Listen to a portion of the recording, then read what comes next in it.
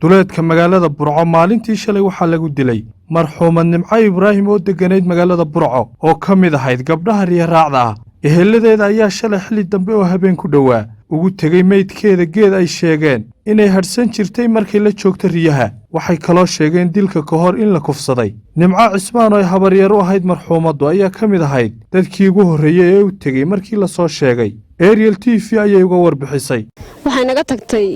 hadda kale naga tagtay salaadkii waa waqti ma hadda joogna maxay qabatay waxay riyo yaray lahayd riyo kale lahayd xaafad ay isku darsaday dabeetana way raaxday dabeetana inantii la dilay oo arigiina qof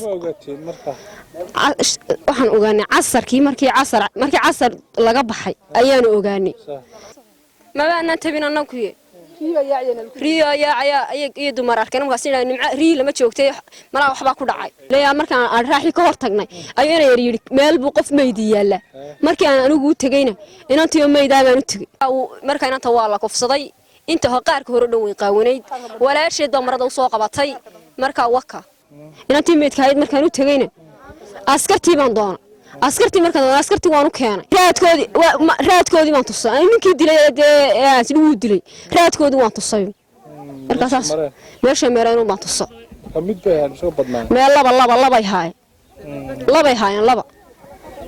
laba haay xalay baa la qaaday markii dawladda qaaday 8 iyo barkii ayaa xalay la qaaday midkeedii Allah u naxariistay Nimco Ibraahim ayaa waxa la deganeyd walaasheed oo xanuun la noolayd iyadoo darisku ka dayriyeen xaaladda qoyska ay ka baxday marxuumaddu adoontaasi afar riyaad bay ayda ku raacan jirtay in badan bay raacanayso xaafadba wada ogtahay muxuu aday afarta riyaad bay ku gooday oo lagu dilay hadii lagu dilay meesha dayac baa yaala dadku waa og yahay dayac baa yaala anagu dadkii islaamada daris iyo gacal iyo dawladba wax iyo saxaafad cid kasta waxaan ku codsanaynaa in dadka la caawiyo adoontaasi tagtay teedi xaq ahayd bay tagtay ilaahay naxariistii jannaha ka waraabiyo adoon baa taalaymka kaalay adoon baar leysaba taalo waxa la dilay Nimco Ibraahim weeyaan waa Nimco Ibraahim ilaahay naxariistii janno ha ka waraabiyo taasay ka tagtay oo walaasheed oo baar leysa dhinacuba waa meyd anagu dadka